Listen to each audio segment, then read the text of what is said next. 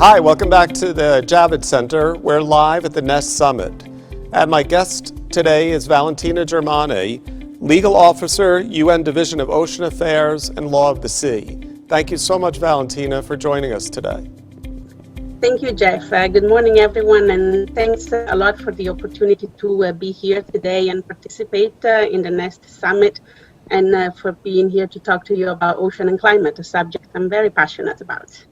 So let's start off digging into the topic a little bit. We obviously know that we hear regularly the oceans are warming, and that's a big part of climate change. But can you go a little bit deeper into the interaction between oceans and climate risk? Absolutely. First of all, let me remind everyone that ocean covers 71% of the surface of our planet. And they support many unique habitats, ecosystems, and importantly, they also offer a large number of direct and indirect services to us, humans. Think about fisheries, oil and gas production, other minerals. 90% of global trade goes through the ocean, and 50% of the oxygen we breathe also comes from the ocean.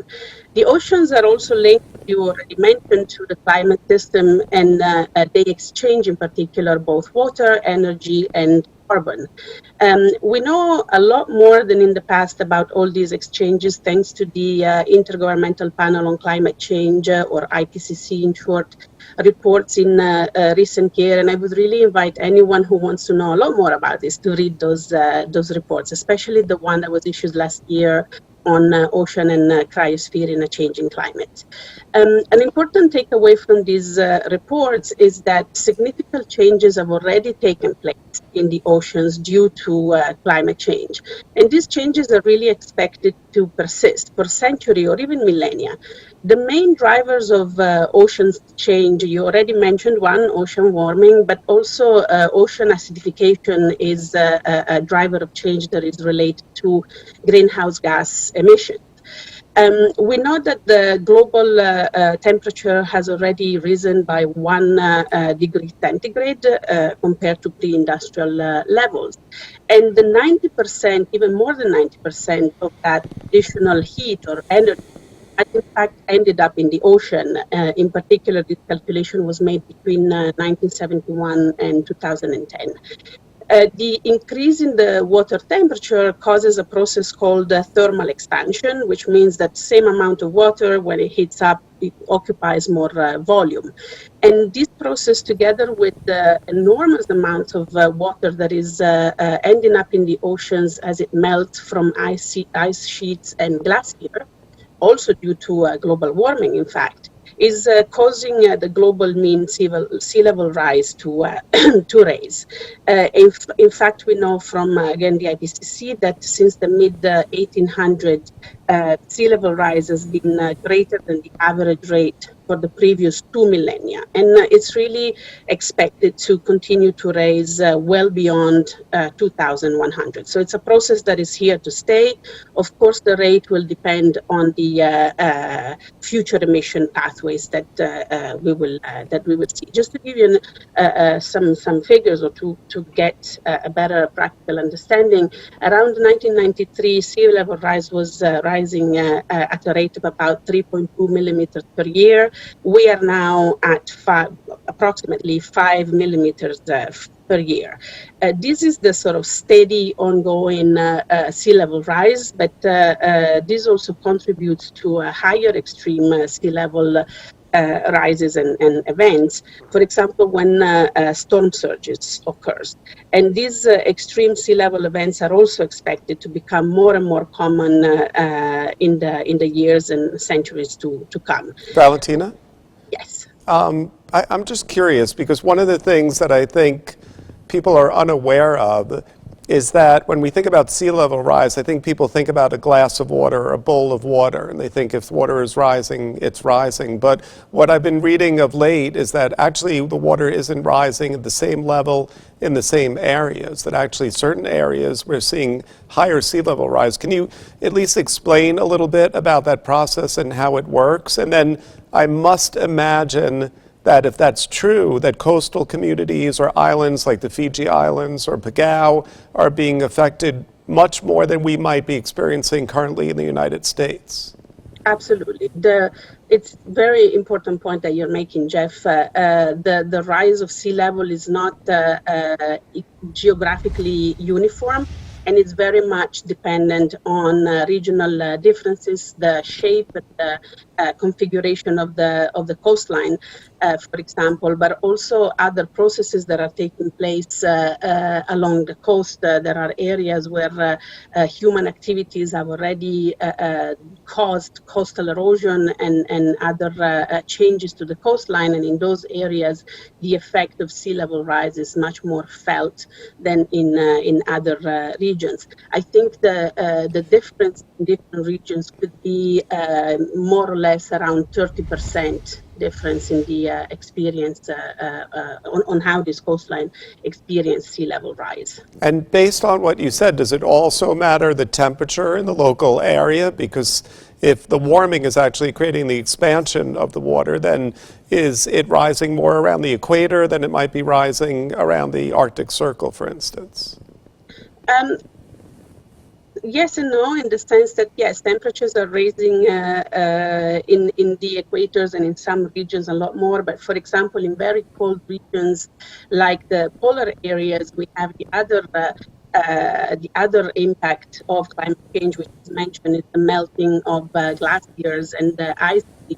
So even though in those areas, the sea level does not so much rise because of the ocean warming, it's definitely rising at very high rate because of the melting of the ice. So Arctic communities are experiencing sea level rise consequences just as much, or I don't know if it's as much, but also as small island developing states and low-lying coasts and delta areas that are experiencing in tropical countries. So it's not just dependent on the temperature. So we have a confluence of events. We have warming, which is creating rising. We have glacier melts, which is creating rising. We have acidification. What does that interaction do to coastal communities that depend on fishing and coral reefs to be thriving? Can you talk a little bit about the effects that we're already seeing today? Because I think the other issue is that a lot of people think this is a future problem. And there are coastal communities and islands that I believe today are seeing significant catastrophe already. Can you talk to that? Absolutely, absolutely. Not only the ecological, but also the socioeconomic consequences that are already being felt in many states. I already mentioned the small island developing states, but all low-lying coastlines and deltas and Arctic communities, they are currently experiencing the impacts of sea level rise, but also ocean warming, ocean acidification. In terms of warming and acidification, these two processes are determining the decline or even the regional shift of many fish stocks, but also coral bleaching and other ecosystem degradation. And of course, this has a great impact on food security and the livelihoods and in general sustainable development of the coastal communities that rely on these resources for their protein intake and economic activities. Least developed countries and small island developing states are mostly affected, but let's not remember that many developed states also rely on fishing, aquaculture, seafood production as an important economic activity in some of the coastal regions, and they are also feeling these impacts. As you were mentioning, sea level rise is perhaps the source of the greatest impact to coastal communities, including due to loss of life, the displacement of communities, loss of territories, destruction of property, destruction of infrastructure. And these effects have both already been observed, with many states reporting patterns of irreversible coastal erosion, chronic flooding, but also are projected to, of course, increase as the decades and more will pass. So, for example, it is projected that some areas will be permanently submerged And this will, of course, cause the loss of inhabitable lands, so have the social impact that go along with that, but also the loss of maritime territories and domains, which are calculated from the coastline. So as coastlines recedes, also maritime domains of many states will see possibly some changes. More frequent flooding, more extreme coastal erosion will be taking place, but also an important impact will be the salinization of agricultural lands and of freshwater reservoirs, with the salty water from the oceans filtering through those systems.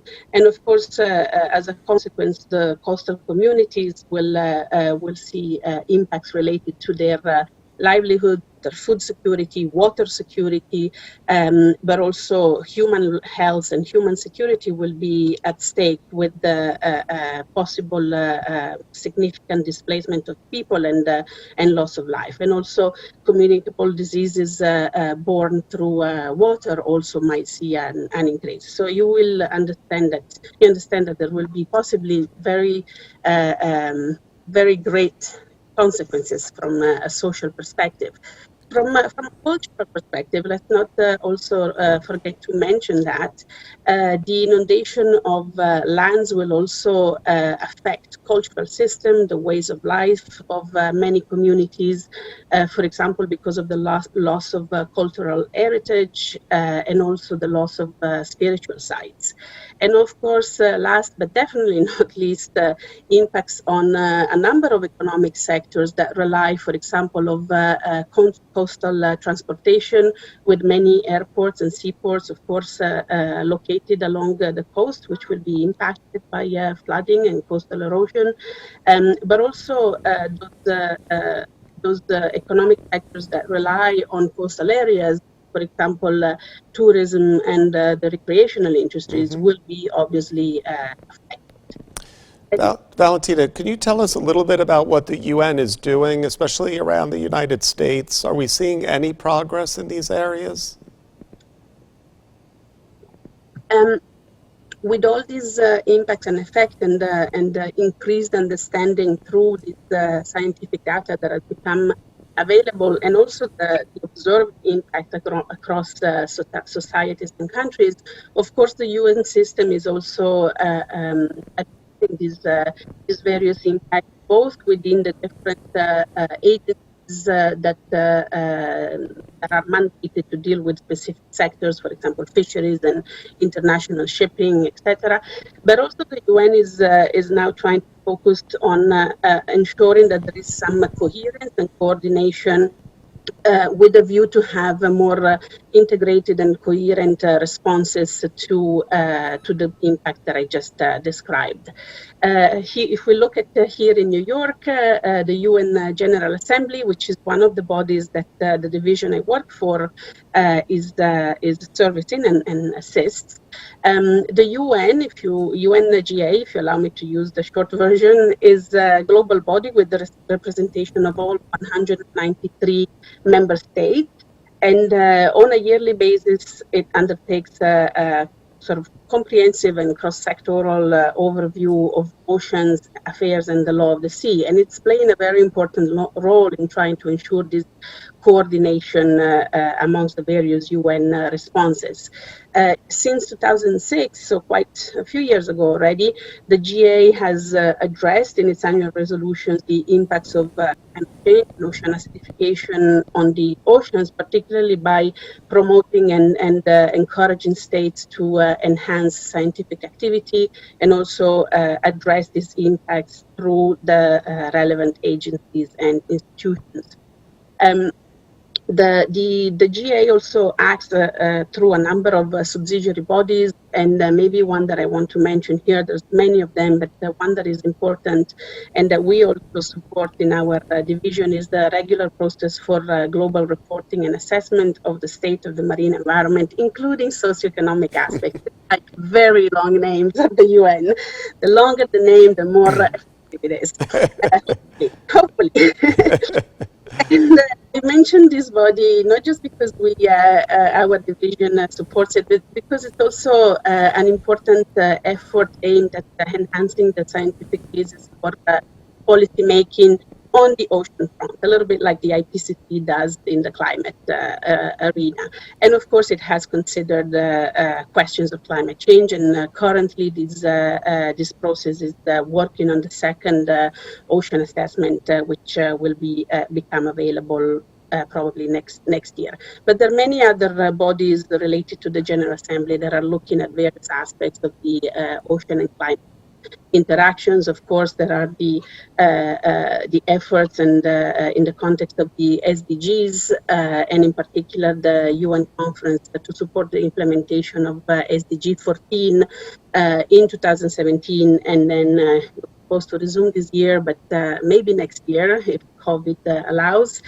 We'll also look at important aspects of how these impacts of climate change on oceans will affect sustainable development pathway. Valentina? I just want to thank Valentina Germani so much for joining us from the UN. It was a pleasure, and there is obviously so much to learn about the interaction of oceans and the climate, but we really appreciate at least delving into the subject today. Thank you for joining me at the Nest Summit live at the Javits Center. Thank you, Jeff. Thank you very much.